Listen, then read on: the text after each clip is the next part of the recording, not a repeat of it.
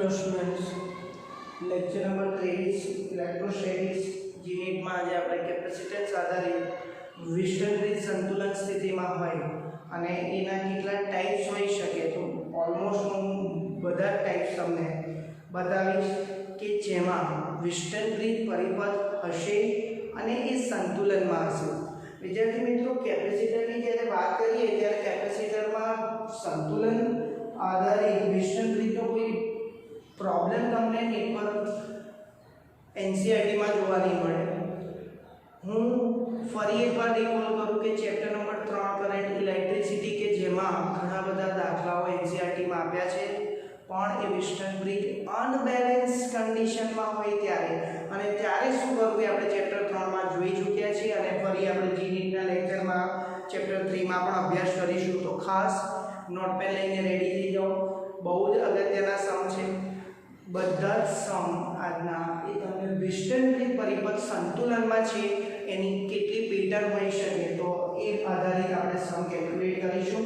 ચલો, વેલ્યુ કોઈ પણ આપી શકે, તમારે મેઇન કોન્સેપ્ટ પર ભાર આપવાનો છે કે એનું બેઝિક સ્ટ્રક્ચર શું છે। પ્રકરણ નંબર 3 માં તમે ભણી ગયા છો બરાબર। વિસ્ટન બ્રિજ એ બહુ અગત્યનો પ્રોબ્લેમ આના બેઝ કોમ્પિટિટિવમાં પૂછાયેલા છે તો આપણે એની ચર્ચા કરી દઈએ।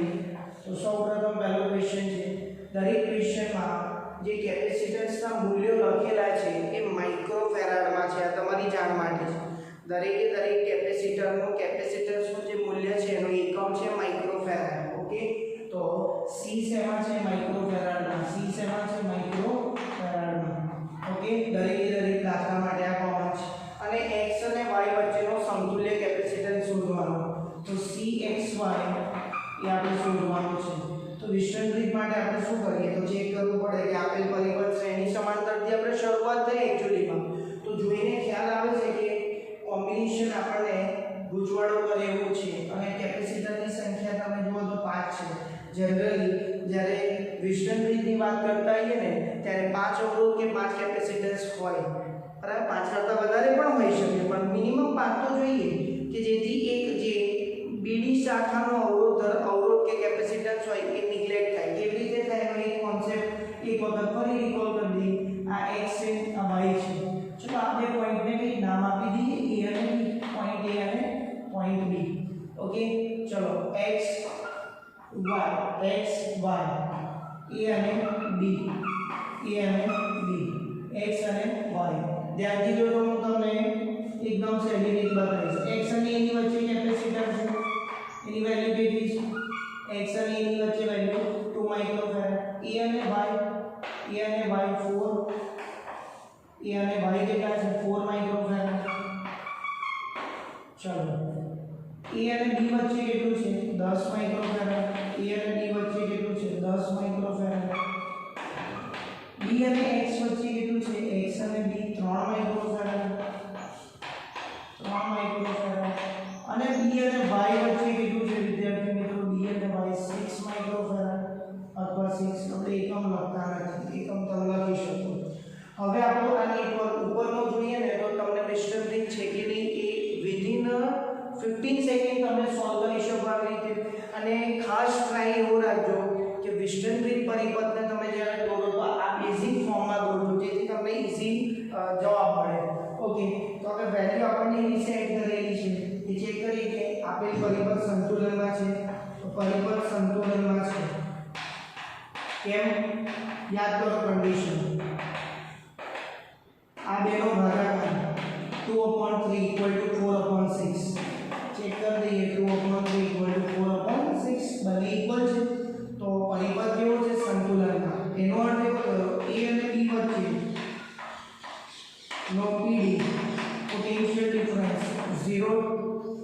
અહીંયા પોટેન્શિયલ ડિફરન્સ જ નથી, કોઈ પણ જાતનો વિદ્યુત ભાગનું વહન થવાનું નથી। મતલબ કે 10 માઇક્રોફેરાડ કેપેસિટર પરિપથમાંથી બાદ થઈ જાય એટલે પરિપથ જે 5 કેપેસિટન્સનો હતો એ હવે 4 માં થઈ ગયો। ખાસ તમે અહીંયા અલગ અલગ મેં ડાયાગ્રામ દોર્યા છે એ બધા ડાયાગ્રામ વિસ્ટન બ્રિજ કઈ સ્થિતિ સ્થિતિમાં છે, સંતુલન સ્થિતિમાં. સેમ ટાઈપના નેટવર્ક, સેમ ટાઈપના પ્રોબ્લેમ તમને કેપેસિટરમાં આપણે જોઈએ છીએ, અવરોધમાં પણ જોવા મળે. અવરોધમાં પણ સેમ, માત્ર સૂત્રો રિવર્સ એપ્લાય કરવાના. ચલો એકને સિમ્પ્લિફાઈ કરી દઈએ. આ બંને આ નિગ્લેક્ટ થઈ ગયું. આ A અને B અક્રોસ જે કેપેસિટર હતું એ નિગ્લેક્ટ થઈ ગયું. 2 અને 4 શેમાં છે? શ્રેણીમાં. ચલો 2 અને 4 શ્રેણીમાં, તો એનું સમતુલ્ય શું થાય? અહીંયા સાદું ભાગી 2 into 4 upon 4 plus 2 એટલે 8, sorry 6. ચલો 8 by 6 એટલે 4 by 3, 4 by 3 આવે 2 અને 4 નું 3 અને 6 નું કેટલું આવે છે? 3 અને 6 3 into 6 upon 9 2. ઓકે 18 ભાગ્યા 9 તો 2. આનું આવ્યું 4 upon 3, આનું આવ્યું 2 એટલે ઉપર નાનું આવું થશે. હવે ફાઇનલ નેટવર્ક આ x પોઈન્ટ આ y. ચલો આનું સોલ્યુશન કેટલું આવ્યું? 4/3 માઇક્રોફેરાડ. અંતિલાનું આવ્યું 2. આ બંને શેમાં દેખાય છે? સમાંતરમાં સીધું એડ થાય તો C equivalent between x and y point શું થાય? 4/3 plus 2 એ આપણો ફાઇનલ આન્સર 10/3 માઇક્રોફેરાડ. 10/3 માઇક્રોફેરાડ બરાબર. 3 લસા લીધો તો 10/3. એટલે આ એક નેટવર્ક મેં બધા જ નેટવર્કમાં વેલ્યુ બી સેવ રાખી, જેથી તમને ફીલ આવે, તમને આઈડિયા આવે, પ્રોપરલી તમે જજ કરી શકો કે આ ટાઈપના નેટવર્ક હોય તો ડાયરેક્ટલી એ શું બને છે? Western bridge. ઓકે, ઘણી વખત બહુ મોટું નેટવર્ક હોય અને એમાં પણ ઘણા વેસ્ટર્ન બ્રિજ છુપાયેલા હોય, એ તમારે શોધવા પડે. તો વેસ્ટર્ન બ્રિજ સંતુલનમાં હોય એના ટાઈપ્સ આપણે કહીએ. ચલો સેકન્ડ છે. સેકન્ડ બી આવો છે, તમે વિચારી શકો જાતે x અને y વચ્ચે સમતુલ્ય કેપેસિટન્સ શોધવાનું. વેલ્યુ પણ આપણે તો ચાર જે પરિબળ છે એમાં સેમ જ લીધી છે, જેથી કરી તમને આગળનો જવાબ કોમન રહે અને તમે કોન્સેપ્ટને સરળતાથી સમજી શકો. ચલો પહેલું આપણું સ્ટાન્ડર્ડ ફોર્મેટમાં એને ફેરવી નાખવાના x અને y. અહીંયા પોઈન્ટ આપી દઈએ. આ પોઈન્ટ x છે તો આ પણ x હશે, આ y છે તો આ પણ શું થશે? y. ચલો આ પોઈન્ટને b લો, આ પોઈન્ટને b લો. બીજા ઓપોઝિટ પોઈન્ટ થયા a અને b. ચલો x અને y, a અને b. x અને a વચ્ચે કયો છે? x અને a વચ્ચે 2. x અને b વચ્ચે કયો છે?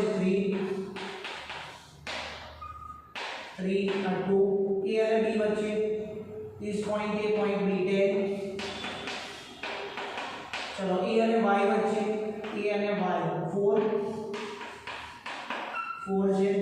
b અને y વચ્ચે, b અને y વચ્ચે 6 તો 6 તો x અને y વચ્ચે સમતુલ્ય કાઢવો છે. જોઈ લો તમે આ બંને નેટવર્ક C માં, મતલબ કે અહીંયા જે આન્સર હતો એ જ આવશે. પરિપથ સંતુલનમાં છે, વેસ્ટર્ન બ્રિજ પરિપથ સંતુલનમાં છે. 2/3 4/6 છે. b અને y વચ્ચે કેટલું હતું? 6 તો 2/3 4/6. ધેટ મીન્સ પરિપથ સંતુલનમાં વચ્ચેનો કેપેસિટર નીકળી જશે. આ બે શ્રેણી અને એ બંને સમાંતર.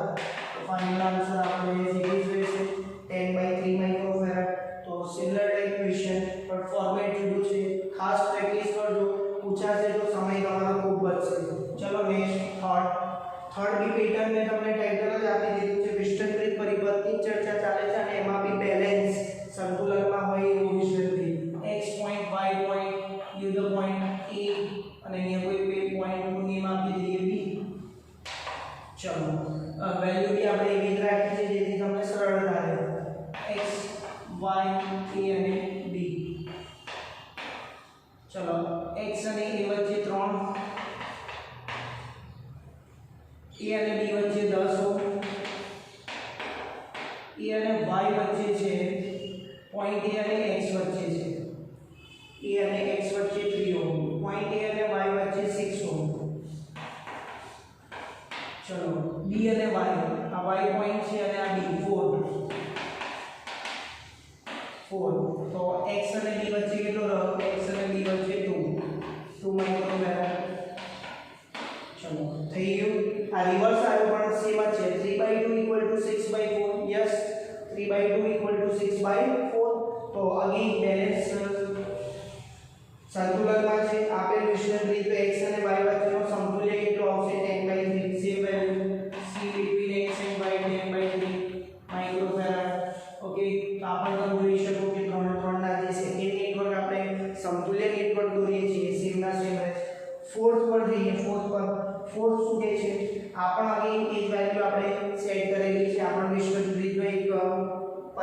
આપેલો છે.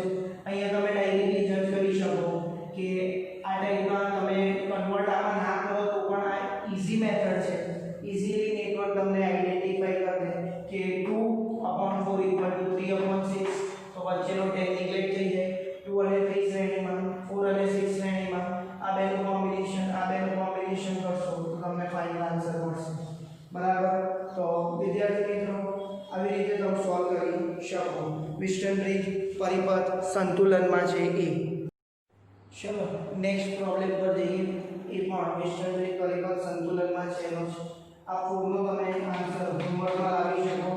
હમણાં સમજાવ્યું એ પ્રમાણે સિમ્પલ સિરીઝ પેરેલલનો ફંડામેન્ટલ એના સૂત્રો રિવોલ્વ કરી તમે આન્સર લાવી શકો. નેક્સ્ટ પ્રોબ્લેમ છે જે આ ટાઈપનો લાસ્ટ પ્રોબ્લેમ છે. વિસ્ટન બ્રિજ પરિપથ સંતુલનમાં છે કે નહીં ચેક કરીએ. x અને y તો અહીંયા કોઈ પોઈન્ટ વિચારી લઈએ અને આ પોઈન્ટ લઈએ. દરેકની વેલ્યુ c છે. c માઇક્રોફેરાડમાં આપેલી છે. ઓકે, તો આપણને આ ટાઈપમાં ખ્યાલ ન આવતો હોય તો મેં તો સિમ્પલ મેથડ બતાવી છે એને બેઝિક ફોર્મમાં કન્વર્ટ કરી દેવાની. ચલો x અને e વચ્ચે c બધી વેલ્યુ c છે એટલે વાંધો નથી. x અને y વચ્ચે છે તો વચ્ચેથી દોરવાના એટલે બહારનું શોધ વધારે સરળતા તમને રહેશે. તો એ પણ c છે. ચલો x અને y વચ્ચે એટલો છે c. આ બંને e અને y વચ્ચે એટલો છે c. જે આવતા જાય એ ટીક કરતા રહો. e અને y વચ્ચે c છે. e અને y વચ્ચે c ત્રણ અહીંયા. ચલો b અને x વચ્ચે c છે. b અને x અંદરનો લીધો. b અને y આપણા આવી ગયો. b અને y વચ્ચે c.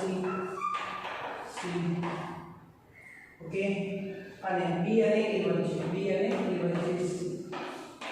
ધ્યાનથી દો c/c વિસ્ટન બ્રિજ પરિપથ સંતુલનમાં હોવાથી a અને b વચ્ચેનો જે કેપેસિટન્સ છે એ નીકળી જાય. એની કોઈ ઇફેક્ટ ના રહે કારણ કે a બિંદુએ જે પોટેન્શિયલ છે એટલું b બિંદુએ પોટેન્શિયલ છે એટલે વિદ્યુત સ્થિતિમાનનો તફાવત 0 થયો. કોઈ પણ જાતના ચાર્જનું વહન થશે નહીં. બરાબર. અવરોધ હોય તો કોઈ પણ જાતનો પ્રવાહનું વહન નહીં થાય. બાકી આખું લોજિક કોમન છે. તો તમે ધ્યાનથી જો c અને c શેમાં થાય શ્રેણીમાં c/2 આ c/2 બે સમાંતર એટલે c થશે. c અને c સમાંતર થશે 2c. તો cxy તમે આવી રીતે શોધી શકો. cxy બરાબર. તો આ ટાઈપના નેટવર્ક એ થયા વિસ્ટન બ્રિજ જ્યારે સંતુલન સ્થિતિમાં હોય ત્યારે. નેક્સ્ટ ક્વેશ્ચન જોઈએ. 2 માઇક્રોફેરાડના કેપેસિટર નીચે આપેલા ઓપ્શનમાં આપેલા છે કે દરેકનું કેપેસિટન્સ છે 2 માઇક્રોફેરાડ. એ અને બી વચ્ચેનો સમતુલ્ય 10/11 માઇક્રોફેરાડ આપતું હોય એવો યોગ્ય વિકલ્પ આપણે પસંદ કરવાનો છે. વિદ્યાર્થી મિત્રો આ લોજિક કેવું એપ્લાય થાય તો બે ટેકનિક છે આના માટે. તમને જો કશું જ ખ્યાલ ન આવે તો ઇન્ડિવિજ્યુઅલ ઓપ્શન તમારે ચેક કરવા પડે અને કયા ઓપ્શનનો આન્સર મેચ થાય છે એ ચેક કરવું પડે કે 10/11 સમતુલ્ય તમને કયા ઓપ્શનમાં મળે છે. તો આમાં તમારો થોડો ટાઈમ કન્ઝ્યુમ વધારે થાય. એના કરતાં બીજા એક લોજિક પર હું તમને લઈ લઉં. એ લોજિક શું છે તો કેપેસિટર હોય કેપેસિટરમાં શ્રેણી જોડાણમાં સમતુલ્ય કેટલો થતો તો તમે સમાંતરમાં વધારે શેમાં મળતો હતો તો યાદ કરો સૂત્રો એના તમને ક્લિયર હોય તો તમને ખ્યાલ આવે 1/cs 1/c1 + 1/c2 અને અહીંયા શ્રેણીમાં હોય ત્યારે સમતુલ્ય 1 આપતા હતા અને સમાંતરમાં હોય તો c1 + c2. એનો અર્થ એવો થયો ડાયરેક્ટલી એવો થયો કે સમાંતરમાં c મેક્સિમમ મળે. c મહત્તમ મોટામાં મોટા મૂલ્ય કરતાં પણ મોટું અને શ્રેણીમાં કેવું મળે છે ન્યૂનતમ. c ન્યૂનતમ નાનામાં નાના મૂલ્ય કરતાં પણ નાનું. અને આમાં મોટામાં મોટા મૂલ્ય કરતાં પણ મોટું મળે છે. બરાબર. તો એનો અર્થ એવું કરી શકાય કે આપેલા ઓપ્શનમાં આપણે જવાબ જોઈએ છે 10/11. ચેક કરીએ કે મોટામાં મોટા મૂલ્ય સુધી કયું વેલ્યુ રહેશે તો તમને સમાંતરમાં મેક્સિમમ કેપેસિટર કઈ દેખાય છે અહીંયા છે 4, બીજા ઓપ્શનમાં 3 છે, છેલ્લામાં 2 છે અને ત્રીજા ઓપ્શનમાં 5 છે. તો ચેક કરી લઈએ કે સી ઓપ્શન સાચો બને છે કે નહીં. કઈથી ખ્યાલ આવે છે તો તમારે ચેક કરવું પડે કે જે જવાબ લાવો છે એની નજીક શું છે. તો કેપેસિટરની વધારે વેલ્યુ ક્યારે મળશે? એક કેપેસિટરનું મૂલ્ય 2 માઇક્રોફેરાડ છે. આ ટાઈપના ઇલેક્ટ્રિશિયન પ્રોબ્લેમ પણ એક એનસીઈઆરટી માં તમને આપેલો છે. તો એકનું વેલ્યુ 2 માઇક્રોફેરાડ છે, તો સમાંતરમાં આપણને ખબર છે જેટલા કેપેસિટર સમાંતરમાં જોડીશું ને એટલું એ મોટામાં મોટા મૂલ્ય પર જશે. ચેક કરી જોઈએ આ રીતે. તો આમાં કેટલા કેપેસિટર છે આ શ્રેણીમાં? સોરી, સમાંતરમાં 5 કેપેસિટર, બરાબર. તો સમાંતરમાં છે ડાયરેક્ટ આનું શું થશે 5C, અને આ બંને શ્રેણીમાં છે તો શું થયું C/2. આ બંને શ્રેણીમાં છે શું થયું C/2. ચલો આનું સમતુલ્ય આપણે ચેક કરીએ. હવે આ બંને શેમાં આવશે? શ્રેણીમાં. તો આનો નેટવર્ક હું અહીંયા દોરું છું. પછીનો નેટવર્ક એ પોઈન્ટ આ થયો 5C અને આ થયો C/2 અને આ પોઈન્ટ થયો B. ચલો A અને B વચ્ચે હવે સીધો શ્રેણી જોડાણ થયો 5C અને C/2. તો 5C into C/2 upon 5C plus C/2 થશે આવું. ચલો આનું સાદું રૂપ આપીએ તો ઉપર C² આયા, નીચે એક C આવશે એટલે એ ઉડી જશે. તો 5C²/2 upon આનો લસા લઈએ 10C plus C. 5 10C plus C divide by 2. આખો divide by 2 તો કેન્સલ થઈ ગયા. ચલો નીચે કેટલા આયા? 11C અને ઉપર કેટલા આયા? 5C². કેટલા આયા? 5C². તો 5 એક C કેન્સલ કરો. 5C/11 microfarad.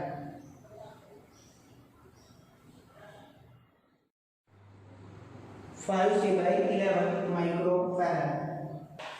આટલું સિમ્પ્લિફિકેશન આવ્યું. પણ A અને B વચ્ચેનો સમતુલ્ય કેટલો છે અત્યારે? 5/11 એઝ ઇટ ઇઝ. C ની વેલ્યુ 10/11 માઇક્રોફેરાડ. 10/11 માઇક્રોફેરાડ. ફરી એક વખત લોજિક સમજી લો. 10/11 નો આન્સર તમે કરશો તો પોઈન્ટ સમથિંગ આવશે, અને એના પરથી આપણે લોજિક એપ્લાય કર્યું કે સિરીઝ અને પેરેલલમાં જ્યારે હોય કેપેસિટન્સ તો એના સૂત્રો. જો આ દાખલો અવરોધ માટે પૂછ્યો હોય તો તમારે શ્રેણી જે વધારે આપે છે એના પર જવું પડે.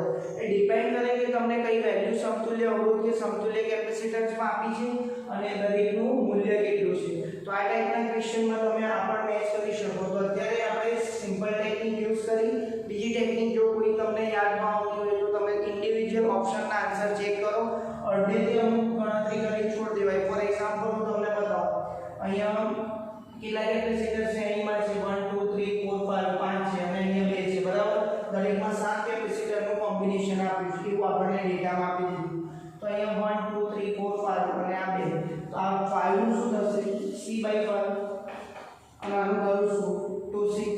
તો C/5 અને 2C તમે જોઈ ચેક કરો તો તમને આઈડિયા આવવો જોઈએ. જેટલા કે તમે વધારે કેપેસિટર બેઝ પ્રશ્ન સોલ્વ કરશો તો એટલું તમને લસાઅની બધું ફટાફટ આવડશે. તો આ આન્સર બની શકે નહીં, એની નજીક જશે નહીં. એ રીતે તમે કોઈ ટેકનિકથી જ્યારે દાખલો સોલ્વ કરશો તો તમારો સમય બચશે. બાકી સિમ્પલ પ્રોબ્લેમ